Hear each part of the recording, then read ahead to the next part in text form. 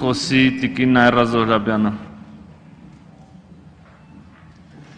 Շնորհակալություն, հարգարժան նախագահություն, հարգելի խորհրդարան, հարգելի հայրենակիցներ, ուզում եմ իմ շնորհակալությունը հայտնել այս ընթացքում ինձ պարբերաբար զանգահարող տարբեր իրավապաշտպաններին, փաստաբաններին, նաև Եվրոպական դատարանի հետ աշխատող իմ եվրոպացի գործընկեր փաստաբաններին, ովքեր հենց հիմա պատրաստակամություն են ստանձնում այս ծիծաղելի ԱԱԾ-ի տարածած հայտարարությունը իմ մասով դառնալու իմ անձնական պաշտպանները, հարգելի եվրոպացի իմ գոլեգաներ, այս պահին շնորհակալ եմ, կլինի անհրաժեշտություն, ես ձեզ կդիմեմ, որտեղ ինձ համար կարևոր է, որ այս իրավական ֆուտուրիստական ֆարսը ձեր եւ ԱԱԾ մանուկ ղեկավարի հետ միասին քասնի միջև Եվրոպական դատարան։ Ես ձեզ դա խոստանում եմ, եթե դա ինձ անգամ կյանք արժենա, ես ասում եմ, ինչ էլ անեք, ինչ էլ հրապարակեք, ինչ ռեպրեսիաների գնաք, մեռնելու վերջին շնչիս ասելու եմ այն, ինչ մտածում եմ։ Դա իմ այդտեղ երկու կարծիք լինել չի կարող։ Հիմա ինչից սկսվեց այս ամենը, չէ, այն բանից հետո չէ, շաքարամանից մի կտոր շաքար պակասեց, ես ամենը սկսվեց այն բանից, երբ ԲՀԿ քաղաքական խորհրդի հատուկ նիստում Գագիկ Ծառուկյանը ներկայացրեց երկրի իշխանությունների տարբեր ոլորտների ձախողումները եւ ասեց լրջացեք, լրջանալու ժամանակն է, հետեւություններ արեք, երկիր են կորցնում, կորոնավիրուսը ուղղակիորեն դարձել է ամենաանկառավարելին իր վիճակով Հայաստանում, ինչ հետևեց դրան, հարգելի գործընկերներ, մեկ կենտրոնից հրահանգավորած ձևով բոլոր պատգամավորները, ավականիները, մարզպետների բաժանաղները, հորքուրի գանձերը, բոլոր կոֆե էփողների կոշիկի քուղերը կոճկողները, բոլորը իրենց բարոյական պարտքը համարեցին սոցիալական ցանցում հայոյել, ուրեմն հայոյել ամենաամբարո, ամենալկտի հայոյանքներով, որևէ ռեալ հակափաստարկ, թե Պարոն Ծառուկյան, մի հատ եկեք նստենք, քննարկենք, այս ինչ եք ասում, սխալ եք ասում, վատ եք ասում, իրականությունը սա է։ Հետևեց կեղտոտ, ուրեմն պոակի, այսպես ասած, fake ինդուստրիայի, որոշ կոորդինատները այսպես նստած են եւ բնականաբար բոլորի անունները հատ գիտենք, ոչինչ չի մոռացվել եւ ոչինչ չի մոռացվելու, այդ տեքստերի մեսիջները տվողը Նայրայի վրա էս արեք, Ծառուկյանինը սա, հայդեպ մեկ էլ մի բան ասեմ, այդ նավթալին մեթոդոլոգիան թարգեք, էլի, որև իշխանության հետ հենց խնդիր ես ունենում, հանում են իմ հայտարարագիրը, հարգելի հայրենակիցներ, իմ հայտարարագիրը բաց հրապարակային 10 տարի եւ քանի տարի է պատգամավորեմ, 13 տարի տպված է կոռուպցիայի կանխարգելման հանձնաժողովի կայքում, կայքը բաց է, հայտարարագիրս տպված է, վերջին տարվա մեջ հայտարարագրումս որևէ ստրոչկա չի փոխվել, այդ որ ինչ-որ սենց ահագնացող ձայնով տեքստեր են կարդում, Նայրա Զոհրաբյանի միլիոնները, այսպիսի դուք դերասան եք, թող հանձնարարեն ձեզ կարդաք, միգուցե ավելի արժանահավատ կկարդաք, որովհետև տեղից չբռավեք եւ նստեք ձեր տեղը, հասկացաք? Ուրեմն, թե չէ Ստանիսլավսկու նման, քիչ ամնում ասեմ նիվերու, անցել ենք, չէ մենք միասին, նիվերու,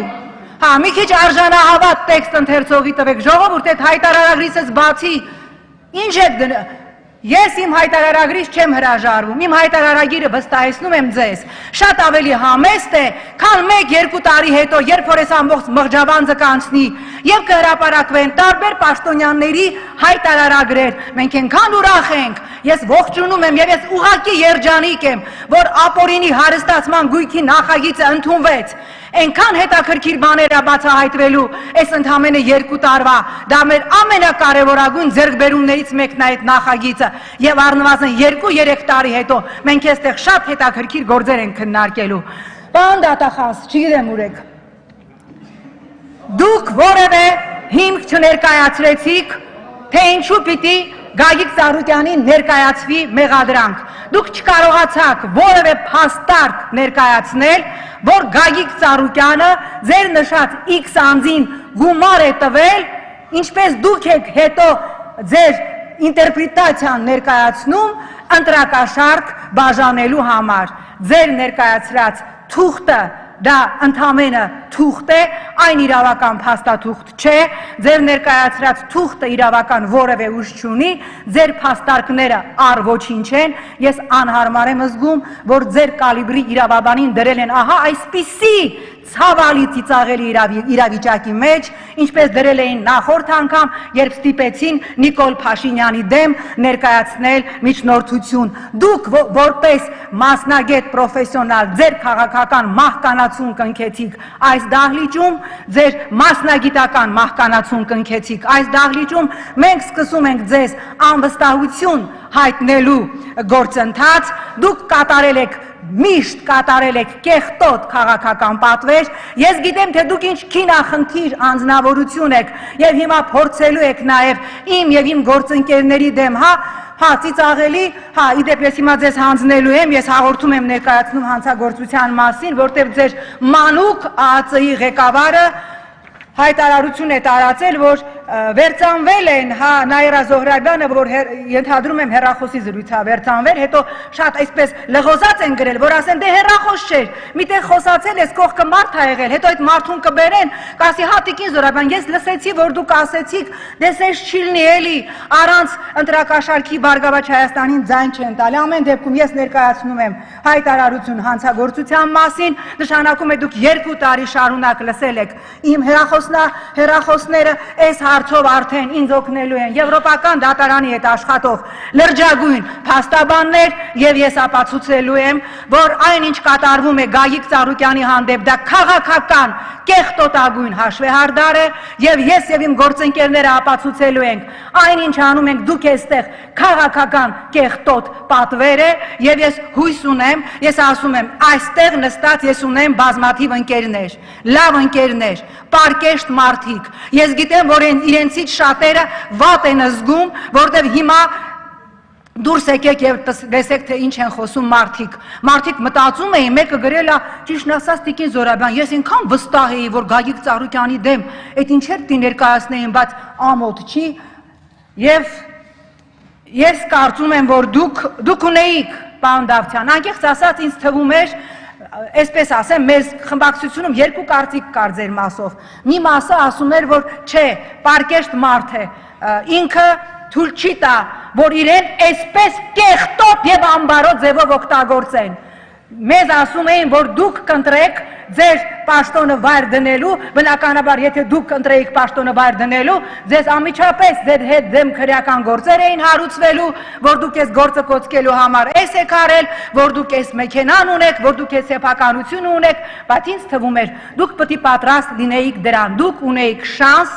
ընտրելու մնալու պրոֆեսիոնալ եւ մնալու մարդ տարբերակը, բարոյական մարդ, դուք ընտրեցիք ամենավատթարագույն տարբերակը, դուք ոչնչացրեցիք ձեզ որպես պրոֆեսիոնալ եւ մասնագետ եւ դուք կատարեցիք այսօր Գագիկ Ծառուկյանի դեմ քաղաքական պատվեր, ինչպես ժամանակին կատարել եք նախորդ իշխանության քաղաքական պատկերը, մեր գործընկեր ներկայիս վարչապետ Նիկոլ Փաշինյանի դեմ։ Մենք սկսում ենք ձեզ անվստահություն հայտնելու գործընթաց եւ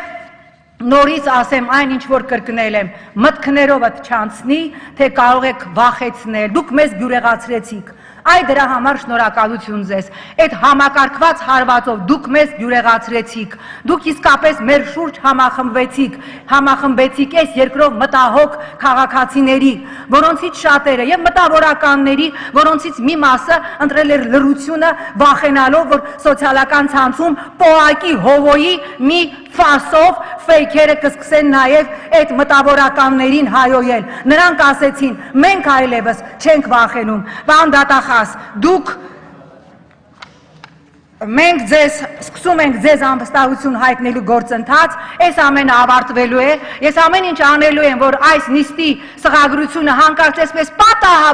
պատահաբար չվերանա ազգային ժողովի էլեկտրոնային կրիչներից, որովհետև այս նիստը վկայությունն է լինելու այն բանի, թե ինչպես ժողովրդավարական արժեքներով, մերժելով անցյալը, մերժելով անցյալում տիրող անբարո բարքերը, ինչպես քաղաքական ուժը եկավ իշխանության, դրան եւ անում է քաղաքական նույն ռեպրեսիաները, ինչ արվում էր նախկին ժամանակ։ Մեկ էլ պարոն դատախազի հետաքրքիր տեղեկատվություն կուզենամ, որ ձեր ամփոփիչ ելույթում ասեք, որ Փաշինյան Նիկոլի հրահանգով մեր հայրենակիցները, մեր падգամավորների հարգելի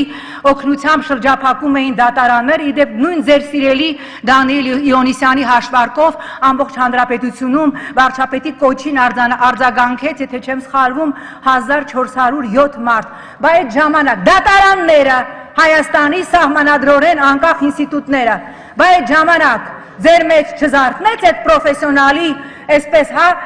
ինչ ասեմ, պատասխանատվությունը քրեական գործ հարուցելու։ Դուք հիմա կատարում եք քաղաքական պատվեր եւ դուք պատասխան եք տալու, եթե ոչ այսօր, ապա վաղը։ Իսկ այդ վաղը, հավատացնում եմ ձեզ, շատ ուշ չի լինելու։